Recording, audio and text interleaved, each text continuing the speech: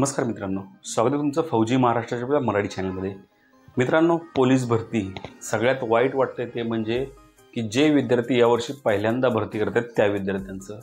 कारण मित्रांनो काय होतं आहे की पहिल्याच वर्षी जसं आता आपण गेले 2-3 वर्ष झालं भरती करतोय त्यांना ह्या सगळ्या गोष्टींची सवय झालेली आहे। म्हणजेच काय तर पोलीस भरती निघते, कधी पोस्टपोन होते, कधी डेट पुढे जाते, काही होतं। म्हणजे जवळजवळ ही रखडत चालली, ती गोष्ट रखडतच चालली आहे। कुठलंही फिक्स अशी डेट किंवा फिक्स असं शेड्यूल आपण भरतीचं सांगू कोणीच शकणार नाहीये, मी सुद्धा नाही। तसंच मित्रांनो, जे नवीन विद्यार्थी आहेत ते आता इरिटेट झाले असतील किंवा त्यांना असं संताप येत असेल, काय चाललं हे पोलीस भरतीचं। फॉर्म तर भरून झालेत, फॉर्म एकतर GR साठी वाट बघत होते, म्हणजेच काय वय वाढून मिळेल त्या एक न्यूज चालू होत्या। त्याच्यानंतर त्या न्यूज झाल्या की परत फॉर्म भरण्याच्या डेट्स मागे पुढे झाल्या, वाढल्या। त्याच्यानंतर ते झालं की परत कास्टचा मॅटर झाला, ते झालं की परत आता डबल फॉर्म त्याचा मुद्दा आला। आता हा डबल फॉर्म झाल्यानंतर पुन्हा अजून काय मुद्दे येतील हे सांगू शकत नाही मित्रांनो।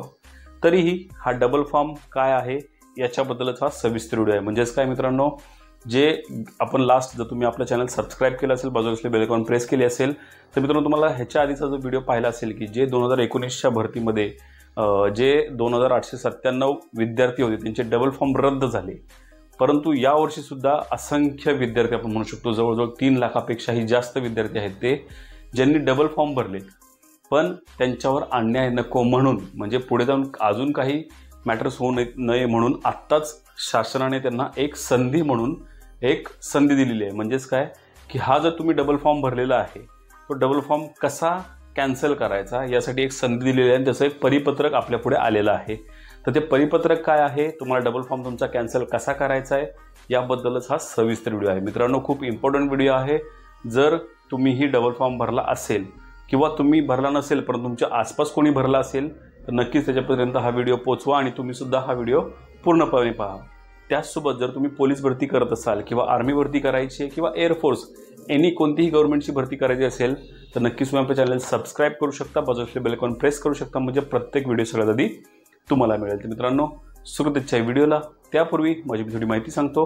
मी आहे तुषार आणि तुमचा फौजी महाराष्ट्राचा आपला मराठी चॅनल। तर मित्रांनो, थोडक्यात मी तुम्हाला सांगणार आहे, ते परिपत्रक दाखवणार आहे आणि त्याच्यानंतर तुम्हाला सांगणार की पुढे गेल्यानंतर म्हणजेच काय की ते फॉर्म तुम्हाला रद्द करायचे असेल तुम्हाला काय करायचं आहे याबद्दलही थोडक्यात मी तुम्हाला व्हिडिओच्या शेवटी सांगणार आहे। मित्रांनो, त्यासाठी व्हिडिओ शेवटपर्यंत पहा। तुम्ही ते बघू शकता मित्रांनो, अशा प्रकारे हे जे विशेष पोलीस महानिरीक्षक मुंबई यांच्याकडून हे पत्र किंवा आपण म्हणू शकतो आदेश म्हणू शकतो, जे काय असेल ते तो आलेला आहे। प्रत्येक जिल्ह्याने हे पत्र काढलेलं आहे। तुमच्याही जिल्ह्याचं असेल, हे फक्त एक सगळ्या जिल्ह्यांचे मी दाखवू शकत नाही आहे, त्याच्यामुळे ह्या एका जिल्ह्याचे मी तुम्हाला थोडक्यात दाखवतोय। तर हे पत्र मित्रांनो 7/5/2024 म्हणजे 7 मेचं हे पत्र आहे। याच्यामध्ये विषय जर पाहिलं तर एकापेक्षा जास्त आवेदन अर्ज सादर केलेल्या उमेदवारांना सूचना यामध्ये दिलेल्या आहेत।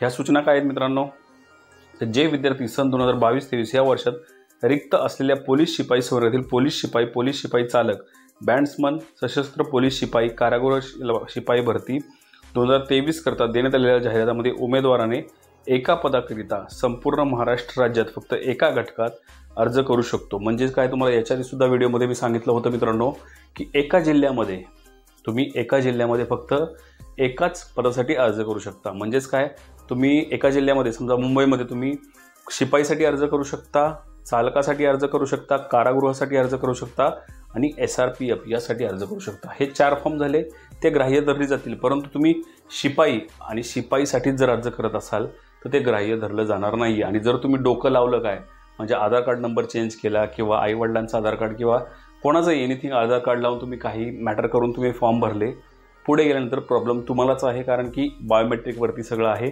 आधार कार्ड आपले बायोमेट्रिकवरती आहे। तुम्ही जाऊन तिथं थंब लावलात, तुमचं एका मिनिटात ते पकडले जाणार आहे। पुढे वाचूया काय, तर आपणास याद्वारे सूचित करण्यात येते की आपण ज्या पोलीस घटकात रद्दीत राहत आहात त्या पोलीस अधीक्षक कार्यालयात सक्षम जाऊन फक्त एका घटकासाठी एकच आवेदन ग्राह्य धरण्यात यावा व उर्वरित विविध ठिकाणी सादर केलेले अर्ज रद्द करण्याचे हमीपत्र स्वअक्षरात भरून देण्यात यावे। म्हणजे काय, हे शासनाने आपल्याला दिलेला एक चान्स म्हणू शकतो मित्रांनो। कारण की याआधी असा कोणताही कोणाला चान्स मिळाला नव्हता आणि त्याच्यामुळेच 2000 जवळजवळ 800 पेक्षाही जास्त विद्यार्थी तिथे अपात्र झाले। खूप मोठं नुकसान झालं त्यांचं। तर ते नुकसान पुन्हा होऊ नये म्हणून शासनाने हे खूप चांगला चान्स तुम्हाला दिलेला आहे। तर यासाठी मित्रांनो आपल्याला काय करायचं आहे तुम्हाला मी पुढे सांगतो। तर सदरची कारवाई दिनांक 8/5 ते 17/5 म्हणजे तुमची जी काही डेट आहे ती सुरू झालेली आहे. 8/5 ते 17/5 या दरम्यान आपल्याला पूर्णपणे ह्या सगळ्या गोष्टी तुमच्या जिल्ह्यात जाऊन, ज्या जिल्ह्यात तुम्ही फॉर्म भरलेला आहे किंवा ज्या जिल्ह्याच्या हद्दीत तुम्ही आहात त्या जिल्ह्याच्या जे काही आपलं CP ऑफिस आहे किंवा जे आपलं पोलीस अधीक्षक कार्यालय आहे आपण म्हणू शकतो, त्या कार्यालयामध्ये जाऊन तुम्हाला ह्याची विचारपूस करायची आहे. तुम्हाला तिथे ऑलरेडी कोणीही पोलीस बांधव असतील तुम्हाला पूर्णपणे प्रॉपर गाईड करतील मित्रांनो. आणि तिथे जाऊन तुम्हाला तुमचं हमीपत्र द्यायचं आहे, तुमचं जे काय आहे ते सगळं काही करेक्शन करून घ्यायचं आहे. तर पोलीस अधीक्षक कार्यालयात जाऊन पूर्ण करावी. दिनांक 17/5 पर्यंत ही सदरची कारवाई न केल्यास त्यानंतर आपले सर्व आवेदन अर्ज बाद करण्यात येतील याची नोंद घ्यावी. म्हणजे पूर्णपणे ह्यांनी इन्स्ट्रक्शन म्हणू शकतो किंवा ही पूर्णपणे सूचना पण म्हणू शकतो किंवा धोक्याची घंटासुद्धा म्हणू शकतो. याच्या आधीसुद्धा आपल्या व्हिडिओच्या कमेंटमध्ये, भरपूर व्हिडिओच्या कमेंटमध्ये आलं होतं की आम्ही 4 फॉर्म भरणार आहे, आम्ही 10 फॉर्म भरणार आहे, बघूया काय होतं आहे. किंवा काही विद्यार्थी असे होते की त्यांनी भरला म्हणून मी पण भरतो. जेव्हा GR आला होता मित्रांनो पोलीस भरतीचा त्यावेळीसुद्धा त्यांनी सांगितलं की डबल फॉर्म ग्राह्य धरला जाणार नाही आहे. ते करूनसुद्धा भरपूर मित्रांनी फॉर्म भरले, तरीसुद्धा एक चान्स म्हणून हे परिपत्रक आलं. याच्यानंतरसुद्धा जरी तुम्ही घाबरत नसाल ना तर आयुष्यभर तुम्ही घाबरणारच नाही, तुम्हाला ती वर्दी मिळणार नाही आहे मित्रांनो, हे लक्षात घ्या.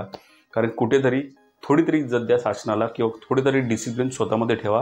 कारण पुढे जाऊन तुम्ही एका डिसिप्लिन फोर्समध्ये म्हणजे डिसिप्लिन फोर्सचा एक सोल्जर म्हणू शकतो किंवा जवान म्हणजे पोलीसचा एक जवान तुम्ही होणार आहात. त्याच्यामुळे तिथे डिसिप्लिन असणं खूप गरजेचं आहे. आत्तापासूनच थोडाला एक सावरा किंवा कंट्रोलमध्ये ठेवा. काही होत नाही मित्रांनो. म्हणजेच काय, डबल फॉर्म भरले काय 10 फॉर्म भरले काय, भरती ज्याला व्हायचं आहे ना मित्रांनो त्याला एक फॉर्ममध्ये एका जागेमध्येच खूप असतं ते. आणि ज्याला भरती व्हायचंच नाही आहे किंवा जो भरती ज्याला स्वतःवरच विश्वास नाही आहे मित्रांनो, तो स्वतःवर विश्वास तो आयुष्यभर ठेवू शकणार नाही आहे.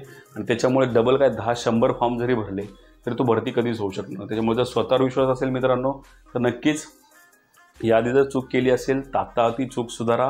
हा पूर्णपणे एक चांगला चान्स आहे तुम्हाला चूक सुधारण्याचा.